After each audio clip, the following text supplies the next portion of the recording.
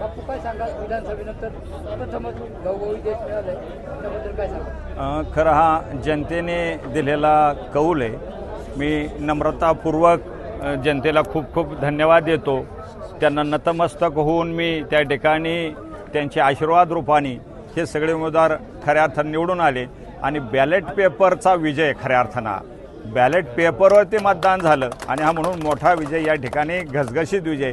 आपण जी सर्वसाधारण जागा होत्या दोन्ही ज्याची निवडणूक झाली त्या दोन्ही जागा कितीतरी मोठ्या मताधिक्यानं हजाराच्या फरकानं निवडून आल्या. याचा अर्थ जनतेनं ज्या वेळेला मतदान बॅलेटवर केलं त्यावेळेला दाखवून दिलं की खरा विजय कोणाचा असतो. या यशाबद्दल काय सांगाल? पाचही जागा तुमच्या निवडून आलेल्या आहेत. जनतेचे आशीर्वाद आणि कार्यकर्त्यानं सगळ्यांनी घेतलेले परिश्रम हे अत्यंत महत्त्वाचे. एकसंघपणे कार्यकर्ते राहिले.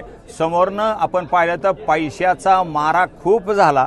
जसा मागच्या काही निवडणुकीत विधानसभेच्या त्यांनी केला तसाच मारा ही मर्यादित निवडणूक असताना पण केला होता. विरोधकांनी सगळे एकवटले होते, परंतु कार्यकर्त्यांच्या पाठिंब्यामुळं एक पाठबळ मोठं या सगळ्या उमेदवारांना मिळालं आणि म्हणून हे सगळे उमेदवार मोठ्या मताधिक्यानं निवडून आलेले आपण पाहत आहे.